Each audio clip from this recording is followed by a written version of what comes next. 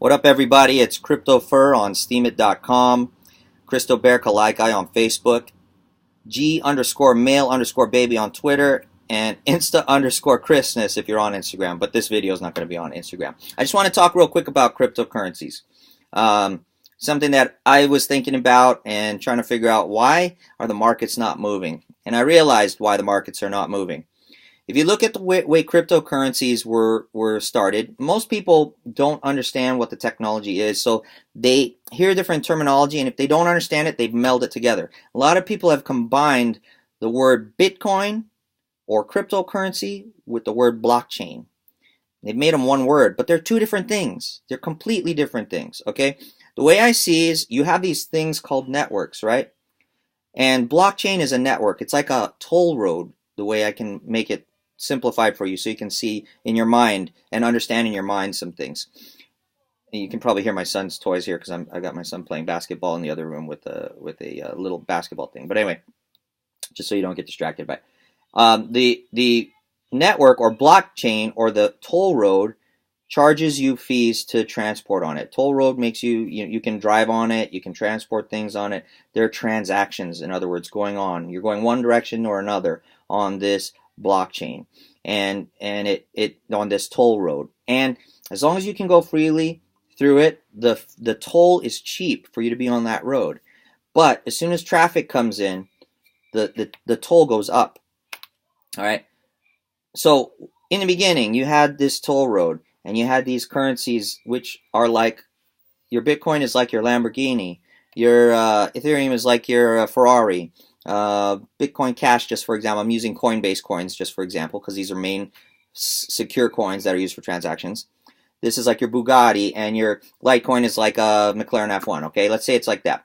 All right, so you have these high-performance vehicles that can fit perfectly on this blockchain. So they can zoom and boom, boom, boom. So the first people who got them were like, these are great cars. Boom, I can go on this freeway so fast. Boom, boom, boom. Transactions are low. But there's an issue of what's known as scaling, okay? Scaling is, as these people are talking about their vehicles, those people who want to keep up with the Joneses want to get those vehicles too. So they start buying some of them. And so you get more and more of these vehicles on this little toll road, and traffic starts to slow. As traffic starts to slow, you start to have your fees for the traffic transactions going up. So you have slower transactions speeds, you have higher fees on the blockchain network. So it's an issue of scaling now. And this is your network now. What are you going to do? It's only this wide. So there are, coming this year, they're working on a new network. It's called the Lightning Network. Okay, Lightning Network is a bigger toll road, has a lot more room, and has a lot lower fees for transactions. So you can take your vehicles and put them on that network, and they're going to go again. That hasn't been launched yet, but it's coming. So currently what you're seeing right now is these 4 vehicles have been speeding greatly, and some people bought more of those vehicles, so the traffic is slowing down. But now you have car companies or coin companies like Toyota, like Honda. They're making vehicles for everybody so that they can participate in this roadway and they can travel. So they've started to pack this freeway with traffic, and now traffic is coming to a slow grind, and the fees are going high on this blockchain. Governments are also trying to get control of this blockchain. They're trying to scare everybody, saying, you shouldn't buy this coin, these cars, or these vehicles, because they move faster than we can, and we should be the ones driving you around because you're too stupid to know how to drive yourself. So they say, we're going to make it illegal for you to drive on these highways using these methods in other countries. And it introduces something known as FUD, fear, uncertainty, or doubt. It scares people. So they start selling their Ferraris, their Lamborghinis, their Bugattis, their McLaren F1s, and the prices of those things come down. In other words, their Bitcoins, their Ethereums, and Litecoins, and Bitcoin Cashes, the prices come down. Right? So that's what we're seeing right now. We saw this crash in January. You had the cryptocurrency exchanges in South Korea were undergoing controversy with the governments. Governments were going to say they're going to regulate them and shut them down. They can't. But anyway, they said they were going to do it and scared everybody to death, so they dumped all their vehicles. And so you got this crash in the prices of these vehicles. To me, that's great because I love these vehicles. I love it. Now, the more I understand it, the more I love these vehicles. I mean, people are afraid of it because they're like, oh, I'm in the dollar, and this is nothing like the dollar. You're absolutely wrong. The dollar is a digital currency, very similar to this. In fact, the difference between the dollar, the euro, and these fiat currencies and the cryptocurrencies is that when you do a transaction in dollars, let's say I buy something from this person, I need someone in between to make sure that I'm trustworthy and I'm going to deliver my dollar, and this person is trustworthy to deliver their product or service to me. And that person in the middle is the centralized authority. They control everything. On cryptocurrency, I don't need that. I don't care what this person or this entity's trustworthiness is. As long as they send me the thing, my money is automatically sent to them. And there's no trust issues ever. And trust is what you need in order for an economy to flourish. This is why we don't have trust anymore. This is why our economies are falling apart, because governments have been controlling the amount of fiat currency that's in availability and the price that they charge for using that fiat currency. And so you're almost renting their money, as opposed to a cryptocurrency where you own that. That's yours. You own it. You don't owe tax to anybody. You don't own interest to anybody to borrow it. Although that's coming. BitConnect was even though it was a fraud, it's an example of what's going to happen where you can lend out your cryptocurrency and get interest for it. So people can rent, and those things are coming. But BitConnect just happened to be a fraud in that regard, because where is the creation in it? There's no creation in it. There was no product underlying it. So it was an obvious Ponzi scheme, even though to me everything is a Ponzi scheme. You got to get in first. And this is what I'm saying about cryptocurrencies. I missed out the first boat. So I didn't make the major wealth then. I made some wealth, but I didn't make major wealth then. I got in late, and I got in more recently on the crash, and I lost a little bit of money on the crash because I got in at 12,000 when Bitcoin was at 12,000, and it's down to it got dropped down to 9, and now it's kind of back up again. So it's kind of hovering around this $10,000 per Bitcoin mark, and because we're in a saturated mode where everybody's on this freeway, nothing interesting is happening anymore, because now it's so blocked that the traffic is moving slow. And so you're going to see this boring period, this consolidation. In the financial world, we call this consolidation, where everyone buys, and then there's like someone gets scared, or you get to the top of the market and they start selling, until you get to the people like me, who, I don't care the price is dropping, I'll buy more. But I'm not going to sell what I have, I'm going to hold it. And that's what the floor of the market becomes then. People like me who hold, they hodl in the cryptocurrency world. We're hodlers. I hold, I buy because I see the value, and I hold it until I don't see value there anymore, and then I'm out. Okay? So this is the concept of buy low. Wait for all the psycho people who are like excited, and they hype the market so much that people get in with them, and it drives the market so high, and then the people who got in early realize, oh, this is getting a bit where I need to exit, because there are people in here who don't know what they're doing, they don't understand it, I need to get out of it and cash out before it crashes. So they cash out, they start the selling, and then all these psycho people in between get scared because they see the price dropping, and they're like, and they sell, and it comes back down to a level where we're all like, hey, I'm holding. And then the people, also some people, it may drop below our price level, but then the people who got out up here go, hey, I got out here and now the price is here, I want to get back in. So they buy back in and they bring it back up to the price level where we're just hodling. All right? So you start to see these little fluctuations, but for the most part, people like me are keeping the price right here. And you may see a little bit more drop, that's okay. I don't care. The more it drops, the more I'm going to buy. So that's why if it keeps dropping, you get these psycho stupid people who keep selling the technology thinking it's over. They don't understand what this is all about. Once the Lightning Network, the new toll road comes on, and you have more throughput, and you have lower transaction fees or lower tolls to be on that road, you're going to see your vehicles like Bitcoin, Bitcoin Cash, Litecoin, Ethereum, EOS, Verge, all these coins, Lightbar, Ripple, even Ripple, which is a banker coin, all these coins are going to go up again. They're going to skyrocket again in price because people are going to be like, I can drive again. I can move freely again. Now, this is the danger we face. because blockchain or lightning network or whatever network these coins are trading on it's a two-way street. In other words, it's a tool. It can go good or it can go bad. People these days want more freedom. They don't realize it, but that's why things are going the way they are. We're decentralizing because people are tired of communism. They're realizing the shortfall of authoritarianism, where a single person or a single group of people tells us how to run our lives, and they control everything in our lives. People are getting tired of that. They want individuality, and so these freeways are ways for us to have our freedom. These vehicles are ways for us to have our freedom because no one owns these vehicles. They're decentralized. Don't pay tax on them. You don't pay money to rent them. They are yours. You own it. Governments hate that. They don't want you in these Ferraris, Lamborghinis, Bugattis, and McLaren F1s. They don't want you driving faster than they can.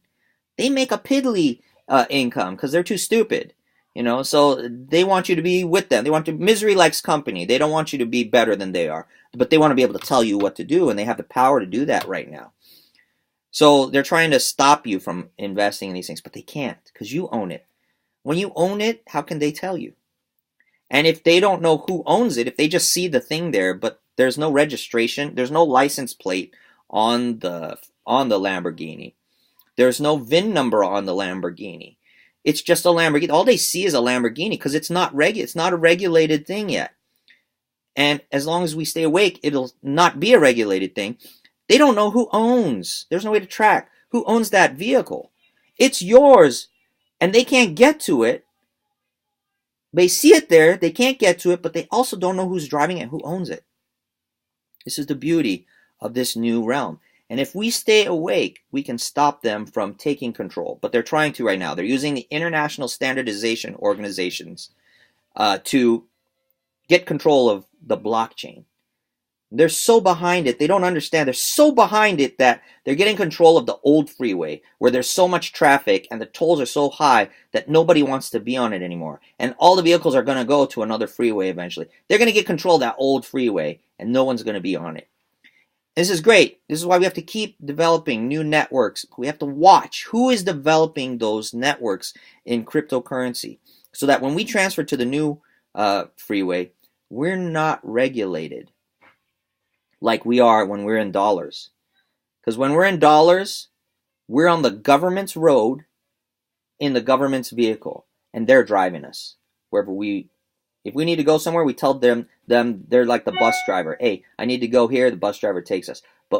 But you can't all of a sudden go, instead of going there, I want to go there. No, you're on that route now, and you're stuck. You got to go until you get off that bus and get into your Ferrari and drive independently. So some people like mass transit. Some people like to be able to get on a train or on a bus. And I'm like that too. Sometimes I like to do that because I'm too tired to drive. It's a long drive. I don't want to have to do it. I want to be able to read a book or something. So every now and then I'll get on the mass transit. But I won't do that all the time because I enjoy, as a Californian especially, I enjoy the freedom of being able to move wherever I want to go. So I got my own vehicle. Eventually, the California government's becoming so communist, they're going to eventually clamp down on that too. They'll do what the Philippines does. They'll clamp down and say you can only drive your cars on Tuesdays and Thursdays. And they'll license it only for those days. So if you're caught driving on those other days, I already foresee this because I saw it in the Philippines. Philippines is very authoritarian because they have limited space and they have a growing population with growing wealth where people are buying cars. So traffic increases. Governments don't think smart. They don't scale up in order to accommodate more people. They try to stay the same and figure out how to shrink everyone's use of stuff. And then they call themselves progressive. This is the way Democrats think. They call themselves progressive, but then they regress in their thinking. They ban things. They control things. They suppress things instead of allowing freedom to go. And really, the regulations should come from us.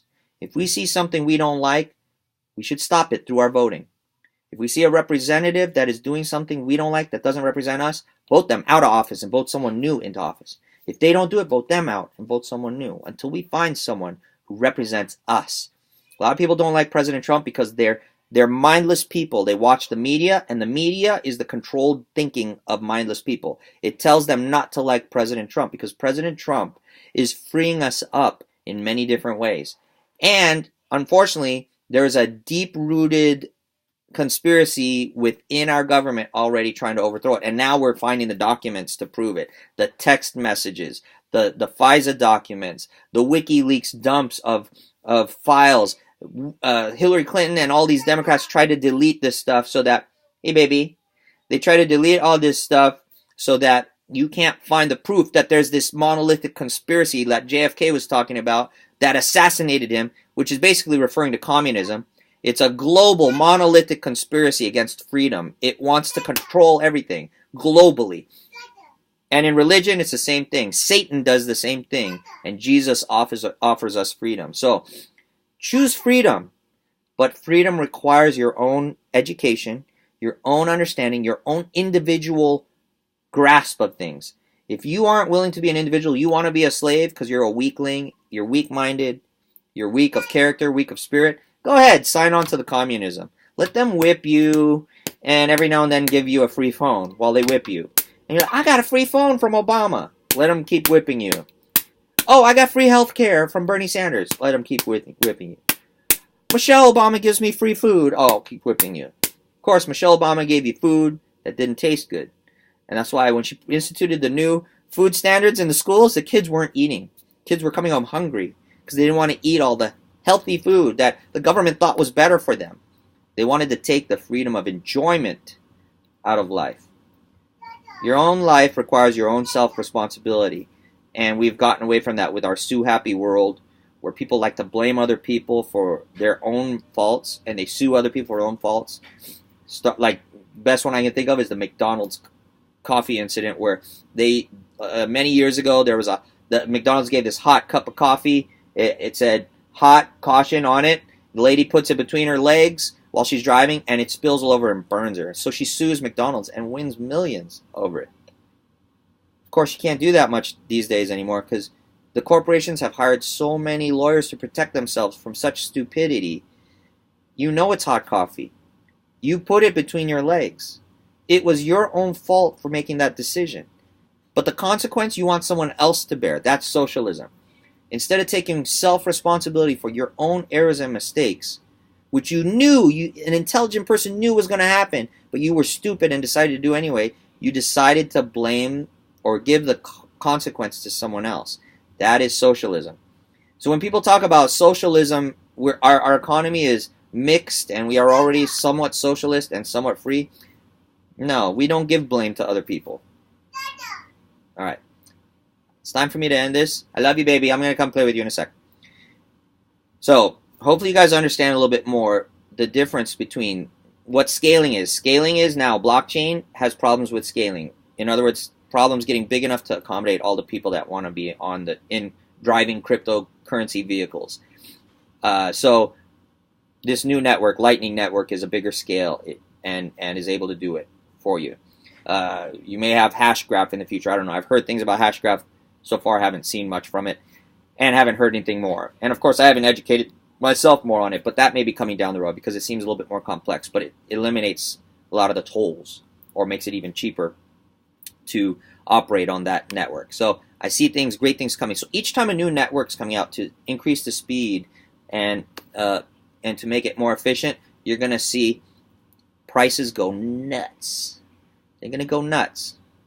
And so when the Lightning Network comes out, you can go back to this video and find out. Is he right? Does he know what he's talking about? Because he's not doing professional videos. He's in a room in his house, and who's this guy? I don't know this guy. All right, well, you find out for yourself whether I'm speaking clearly or not. And a crash is coming to the United States economy. I just don't know when, and I'm not going to tell you when because I don't know when. So, because there's so much manipulation and there's so much control of information when it comes to governments that I can't tell you when the crash is coming. But I can tell you I still have my short positions. I haven't added to them. Although right now I'm looking at the credit markets slowing down, and I'm seeing the same thing that happened in 2008 that I warned people about when the banking, a lot of the banks went under. We're going to see that again. I just don't know when, how it's going to happen. And the dollar, this is the key factor that's different from 2008. The dollar has dropped to a new low and has shown a lot of weakness. So, and a lot of that's because of cryptocurrencies. People can now flee the dollar for something else, for an alternative. So, and the petrodollar is no longer needed around the world. They're using petro yuan. So, all those people holding dollars around the world, if they can't buy oil with dollars, why do they need the dollars anymore? They can send them back to us. So we're going to get this crap load of supply of dollars that's going to come back. Yeah, baby. Go play basketball. I'll be back. I'll be back for you. No, it's okay. I'm going to play with you. So anyway, when the dollars come back, you're going to see the dollar value as we're seeing it right now. So this is the danger we face. We can have an economic crash, which is a depression, which usually makes the dollar skyrocket, but then all these dollars come into the market and drop the dollar. We can have a super hyperinflationary depression, which is the worst of stagflationary environments. So think about those things. Think about the scaling issues. So when scaling becomes an issue, you need to get out of the cryptocurrency or take your money off the table. In other words, if you invested $1,000 and it went up to $20,000, take $1,000 off the table, take it home and let that 20 ride, or take 5,000, whatever. Take a certain amount that you have a profit at least in your pocket, and now whatever happens in the market, who cares? Let it do what it needs to do. Let it fall apart if it has to. I'm sorry, baby. I'm doing a video. I'm almost done. I'm almost done, and I'll play with you. Take your money off the table and let it ride. And then, when the new network or the new road comes in, the new scaled road, you can get back in. Now, this is your own decision, your own timing. If you time it wrong and you lose money, you have no claim on me. I'm just telling you what I do. And I'm talking, when I say you, I'm really saying that's what I say to myself. You need to do this, and then I do it, right? It's a timing issue. Now, timing is always an issue when investing. Now, see, I'll give it to you like a beach. When the water comes in, it goes out. The water comes in, it goes out. Let's say I decide I want to jump in the water, and I tell everybody, I'm going to jump in the water. And I get them so excited. Yes, baby. I get them so excited that they want to follow me. The water goes in, it goes out. I decide to jump right now, and the water goes in, and I land in the water. Then it goes out, and it carries me out into the ocean. I timed it right. But let's say these other people come to follow me. The water goes in, they decide to jump, and the water goes out, and they land right on the shore in the sand, face first. They're going to blame me for their timing issue? Don't do that. I am not a financial advisor. I am an investor. I do my own thing. You do your own thing. If you want to follow me, make sure your timing's right. Make sure you understand what I understand. I try to give you some information to get you started. I'm more an educator than anything. If you decide to follow me, that's on you.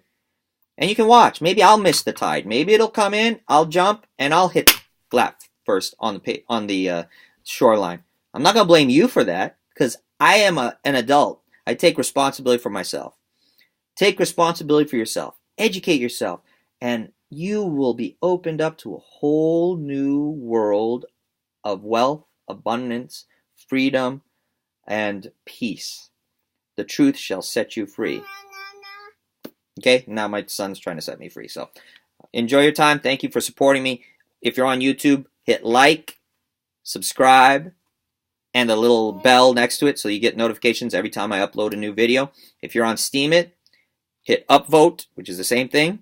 Re-Steam to share it. And if you want, leave a comment for me on any platform. And on Facebook, the usual. I've got a lot of followers on Facebook, but Facebook doesn't make me money. Steemit makes me money. And right now, YouTube is kind of like whatever because they control truth. So I really don't care what happens on YouTube. If YouTube blows up, I'll continue on that. But with Steemit, I have DTube. So if YouTube pisses me off, I'll go to DTube and I'll continue to do what I'm doing. So this is the beauty of the world today. You have ultimate freedom. It is decentralization to its core. Recognize it and don't listen to the authoritarians. They can tell you they're great salespeople. Oh, Trump is a blah, blah, blah, blah. Trump is stupid. You're a dummy if you voted for Trump. The reality is Trump is in office and your guy isn't. You're too stupid to realize that people are tired of people telling them what to do. They're doing it out of their own free choice. And if you can't grasp that, you're a dinosaur You're about to go down because the Democrats are actually getting in trouble now for all of the bad stuff they've been doing conspiracy-wise. This monolithic communist conspiracy that's in our government is getting in trouble. So I don't worry about that. Evil takes care of itself. One more thing before I go. There's women marches. What I have to say to women is, you follow these communist feminists, you don't respect yourself. Because the reality is, as a man, I know and respect women. I know that when I've been in a business and I've had women there, the women do not think like men. They bring a whole new dynamic because they have a whole different culture. Women have things about their bodies, they have things that they like to do that men don't like to do. So men and women think very differently. They have different cultures. So if you have a man-only organization, that organization is going to fail at some point. Because a man may come up to a challenge where only a man will know with his thinking how to do it his way, and it may not be the right way. It may be the way that will actually destroy that business. If a woman comes in, she may see a different view that now when this challenge comes, she goes, oh, I know how to deal with that. I deal with that in makeup, or I deal with that with my monthly cycles. I know how to deal with that easily. Boom, and she'll solve the problem so quick. And the man will benefit from the woman being in the business. So when a business doesn't treat women right, the women are suppressed either by payment, by ability, or anything like that. That business is set to fail. It will fail on its own accord. Just like there's this infrastructure business, Carillion, just went bankrupt. It's been in business 200 years. But in 200 years, they didn't change their thinking. You can be in business for 5,000 years, but if you don't change your thinking with the times, you're going to die. That's just the reality of it is. You don't need to do pussy hat marches. You don't need to suppress men and raise women's rights. Women already have equal rights with men. Men just need to realize that. And if men realize that, like I do, they'll prosper. I would love to have women, if I had a business, I'd love to have women in that organization. Because they make everything leveled out. They see things from a different perspective. I used to work in ice cream refrigeration repair, and my business partner and I. And there was one day his girlfriend came to us because when we were done, we were all going to go somewhere. I don't remember, go to dinner or something. And we were trying to fix this refrigerator. Here we are, these genius men. We're trying to fix this refrigeration part. We had this pipe that was shaped almost like an S, but it was like weird, that we had to put on these two link points, and we couldn't figure out how to get it on there. And she walks in, she's like, hey guys, and we're like, hey. She's like, you ready to go? We're like, well, we can't figure this out. She's all, oh, no problem. She takes it, she twists it, puts it in. And we were like, did you see that? And we're like, see, that's why you need women in your organization. That's why you need to respect women in your organization. If you don't respect women in your organization, you are a dummy. You are your own doctor. And a person who has themselves as their own doctor has a fool for a doctor. Because you can't see clearly enough to do things. So, all these women marches, all this communism that tries to come off as noble stuff, and it gets women to just herd together without thinking. It gets immigrants to herd together without thinking. It gets economists to herd together without. It gets science to herd. Anytime you hear that kind of stuff where they try to get you to herd together and they try to intimidate you, that's stupidity, and it's going to die on its own because it cannot survive. It just cannot survive. So that's my message to you guys in closing. I know I took it off the rails. I took it off the network with that one, but I just had to say that because it just annoys me that they decided to march on a day that the president is celebrating his first year being president. And it's so funny, his tweet. He's like, they should march. It's a beautiful day. More women should go out and march. That they have the ability to march. They have the freedom to march. That more jobs are being created. That President Trump, even his campaign manager, was a woman. Many of his cabinet members are women. So they're marching. They don't know what they're marching about. They're not thinking. These are communists. They don't think. Okay, so my son wants me to read him his first 100 words. So I got to go. Take care. Again, subscribe, notify, like. Love you guys. God be with you.